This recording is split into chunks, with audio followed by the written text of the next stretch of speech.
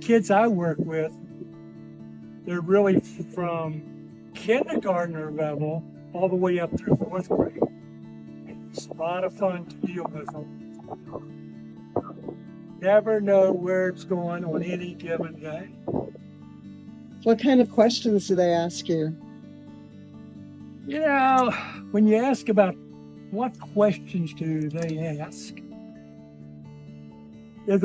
they can be the wildest, they can be the ones that you never thought or asked.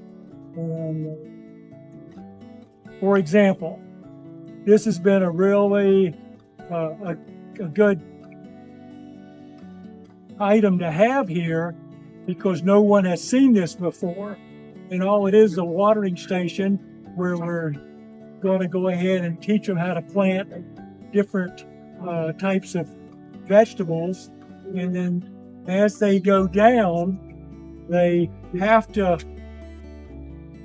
this is a piece of paper, but it's not. It's a key to get in there. And that key lets them know that someone has already been in there because the seeds are in there and they're growing.